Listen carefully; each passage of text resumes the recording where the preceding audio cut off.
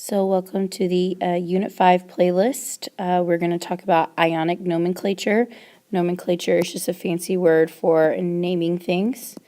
So go ahead and make sure you get the rules and the examples for both naming and formulas. So what are the rules for naming an ionic compound?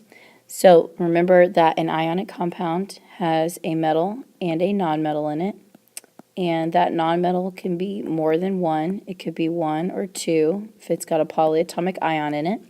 So make sure you have these rules copied down. First one says you need to state the name of the cation. Remember, a cation is positively charged. If it's either going to be a metal or it's going to be a positively charged polyatomic ion. If it is a transition metal, you need to make sure that you include the charge.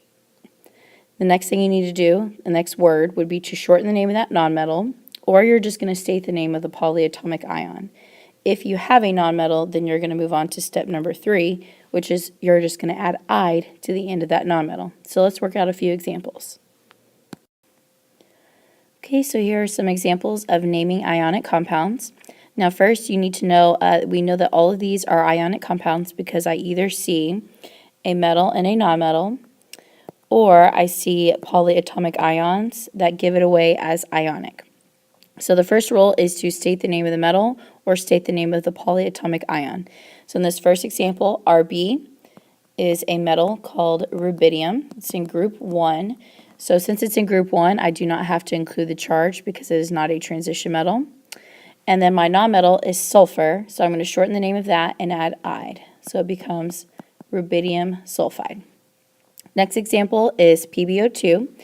Pb is lead, and lead is a metal that you do have to include the charge of. So we'll figure that out in just a second. And then oxygen becomes oxide. So for figuring out the charge, if you work it off to the side here real quick, this is not part of the answer. We have 2 oxygen atoms in this compound, and each one has a -2 charge according to the group that it's in. So overall, I have a -4 charge. So to balance it out, I need a +4 from that one lead atom. So this is going to have to be lead 4. Next one has NH4Cl. NH4 is a polyatomic ion. All you have to do is state the name of polyatomic ions in these compounds. You do not mess with the ending of those. So it's just going to be ammonium. And then chlorine will become chloride. And the very last one, CaSO4. Ca is calcium. Calcium is in group 2, so I do not have to figure out the charge of that. And then SO4 is a polyatomic ion. You do not change the names of polyatomic ions, so sulfate will just remain sulfate. Okay, so the rules for writing the chemical formulas of ionic compounds have 4 steps. Very first thing you have to do is figure out the symbol of both the cation and the anion. So remember, the cation goes first, which is the positively charged thing, and then the anion goes second.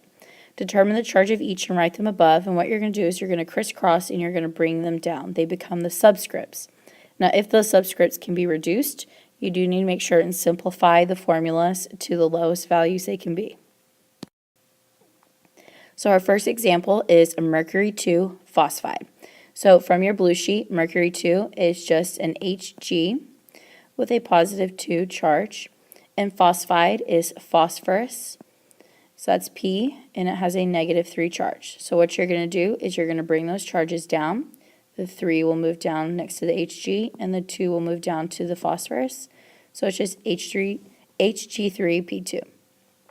Our next example is ammonium oxide. So ammonium may not be a metal, but it is a polyatomic ion, and those are part of ionic compounds. So ammonium, from your blue sheet, is just an NH4.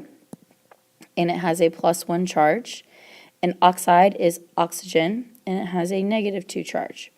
We're not going to bring the 1 down next to the oxygen because we don't write 1s, but the 2 we do need to bring down. Now when you bring down a number next to a polyatomic ion, you have to throw parentheses around it and put it right on the outside of that parentheses. So it's NH4,2O. Next one is cesium phosphate.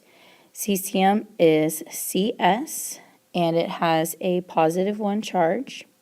And then phosphate is a polyatomic ion, which is a PO4 with a -3 charge.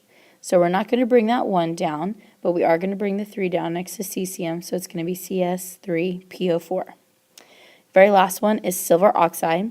Now, a lot of you are going to say, well, silver is a transition metal. Why is there not a charge there? Silver is one of those transition metals that always has the same charge, so you can include the charge or you cannot. From your blue sheet, you should know that silver is Ag, and it always has a +1 charge. And then oxygen, of course, is O with a -2. So we're going to bring that 2 down, and it's going to be Ag2O.